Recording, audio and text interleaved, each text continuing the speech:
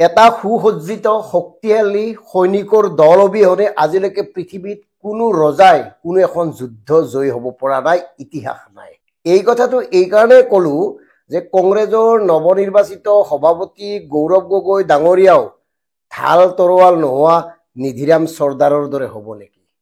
আজি আমি মাত্ৰ আপোনালোকক দুটা উদাহৰণ দিম, আৰু ইয়াত যদি ক'ৰবাত ভুল দেখে তেতিয়াহ'লে আপোনালোকে আমাক দেখুৱাই দিব, আমি বিনা দ্বিধাই মানি ল'ম। মাজতে এটা কথা স্পষ্ট কৰি দিওঁ যে কংগ্ৰেছৰ ভোট কিন্তু আছে, আৰু দুখ লগা কথাটো হ'ল তেওঁলোকৰ নেতা নাই। নেতাবোৰে কেনেকে দলটো চলাই নিছে তাৰ মাত্ৰ দুটা উদাহৰণ আমি আপোনালোকক দিছোঁ। প্ৰথমতে চাওক নলবাৰী জিলা। নলবাৰী জিলাৰ কংগ্ৰেছৰ সভাপতিৰ দায়িত্বত আছে ৰাতুল পাটোৱাৰী নামৰ যুৱকজন। আনহাতে নলবাৰীত বিজেপিৰ শক্তিশালী নেতা কোন কোন আছে? চন্দ্ৰমোহন পাটোৱাৰী আছে, জয়ন্ত মল্ল বৰুৱা আছে, নাৰায়ণ ডেকা আছে। চন্দ্ৰমোহন পাটোৱাৰী আৰু জয়ন্ত মল্ল বৰুৱা কেবিনেট মন্ত্ৰী। তেনেস্থলত তেওঁলোকৰ বিৰুদ্ধে এটা শক্তিশালী জনমত গঠন কৰি কংগ্ৰেছক আগুৱাই নিবলৈ কিমান সক্ষম পাটোৱাৰী ডাঙৰীয়া, মানে কংগ্ৰেছৰ সভাপতিগৰাকী? এই কথাবোৰ চিন্তা কৰক। এইকাৰণে কৈছোঁ, ৰাতুল পাটোৱাৰী ডাঙৰীয়াই যেতিয়া 2021 চনত নিৰ্বাচনত অৱতীৰ্ণ হৈছিল, সেইখিনি সময়তে বহুতো জ্যেষ্ঠ কংগ্ৰেছী নেতাই দল ত্যাগ কৰিছিল, অসন্তুষ্ট প্ৰকাশ কৰি।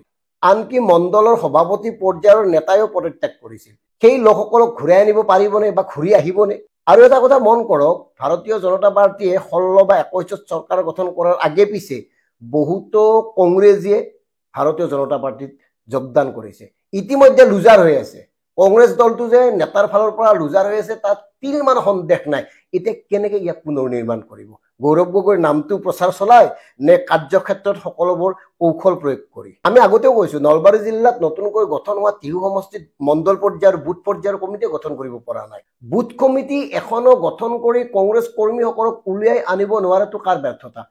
প্ৰথম কথাটো হ'ল, যিসকলে সভাপতিৰ দায়িত্বত আছে তেওঁলোকৰ ধান্দাটো হ'ল তেওঁলোকে মানে বিচক্ষণ বা নতুন যুৱকক উলিয়াই আনিবলৈ টান পায়। কি জানি তেওঁলোকৰ সান্দহ খোৱা বালি তল যায়, কাৰণ তেওঁলোকৰ প্ৰথম ধান্দাটো হ'ল টিকটটো লাগে, ইলেকশ্যন খেলিব লাগে। আৰু একাংশ নেতাৰ কাৰণে ইলেকশ্যন খেলিব পাৰিলেই লাভ, কাৰণ তেওঁলোকে বিভিন্ন চৰ্চৰ পৰা সহায় পায়। গতিকে কিছুমানৰ এটাই মতলব, কিবাকে পদটোত থাকিব লাগে, মাজে মাজে প্ৰেছ মিট দিব লাগে, আৰু সাংবাদিকসকলক অকণমান ভালৰি লগায় মাহে পহকে বা উৎসৱ পাৰ্বণে কিবা কিবি উপহাৰ দি থাকিলে সাংবাদিকখিনিতো সেই বাতৰিটো প্ৰচাৰ কৰিবই। এনেকে এতিয়া চলি আছে মানে কংগ্ৰেছৰ তলৰ পৰ্যায়ৰ কাম কাজ। আনহাতে মন কৰক ডিব্ৰুগড়। ডিব্ৰুগড়ৰ দৰে এখন জিলাৰ সভাপতি হ'ল দেৱৰঞ্জন গগৈ ডাঙৰীয়া। আৰু সেই ডিব্ৰুগড়ত বিজেপিৰ কোন আছে? প্ৰাক্তন কেন্দ্ৰীয় মন্ত্ৰী আপোনাৰ ৰামেশ্বৰ তেলীৰ পৰা বৰ্তমান কেন্দ্ৰীয় মন্ত্ৰী সৰ্বানন্দ সোণোৱাল আছে, প্ৰশান্ত ফুকন আছে, তৰংগ গগৈ আছে, অসম গণ পৰিষদৰ পনাকন বৰুৱা আছে, মন্ত্ৰী বিমল বৰা আছে।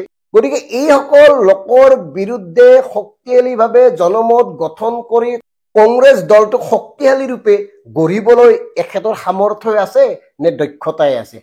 মানে ধৰি লওক, শ্বপিং মলৰ সন্মুখত ফুচকা বেপাৰ যে কৰে, ফুচকা বেপাৰ কৰা বেপাৰী আমি দেখো ফুচকা বিক্ৰী কৰি থাকে।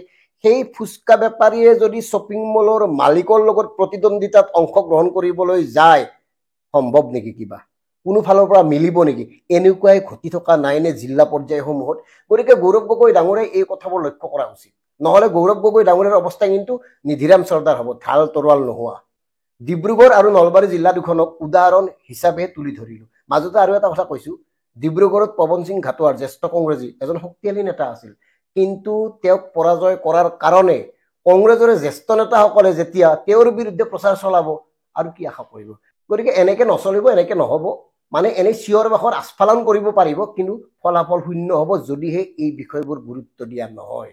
আমি আগতেই কৈছোঁ, ভোটাৰ আছে, নেতা নাই, আৰু সেই নেতাসকলে ভোটাৰসকলক সংগঠিত কৰিব পৰা নাই, উলিয়াই আনিব পৰা নাই। বিভূতিত পৰি আছে অসমৰ লাখ লাখ ভোটাৰ, এক গেমে তেওঁলোকক বিৰক্ত কৰি তুলিছে। গতিকে পৰিত্ৰাণ পাবৰ কাৰণে যিখন মঞ্চৰ প্ৰয়োজন, সেই মঞ্চখন দিবলৈ সক্ষম হোৱা নাই বিৰোধী দলসমূহে। আৰু অসমৰ ৰাজনীতিৰ এইটো আটাইতকৈ চূড়ান্ত ট্ৰেজেডি। গতিকে একদম চিম্পুল কথা, সঁচাকেই যদি যুদ্ধ কৰিবলৈ মন আছে, নিজকে সকলো ফালৰ পৰা সুসজ্জিত কৰি ৰাখক। এনেই ৰাজীৱ ভৱনত হৈ আল্লা চিঞৰ বাখৰ ফটকা ফুটাই মিঠাই বিতৰণ কৰি নহ'ব, মানে একদম নহ'ব, একদম স্পষ্ট কথা। অৱশ্যে এটা কথা কওঁ, আমি চিঞৰি থাকিলেনো কি হ'ব? নেতাবিলাকৰ লোকচান নহয়, লোকচান হয় সাধাৰণ জনতাৰ। নেতাবোৰ যি দলৰেই নহওক, তেওঁলোকে কেতিয়াও লোকচানত থাকিব নালাগে। সাধাৰণ মানুহৰ অসুবিধা হ'লেহে খবৰ লোৱা মানুহ নাই।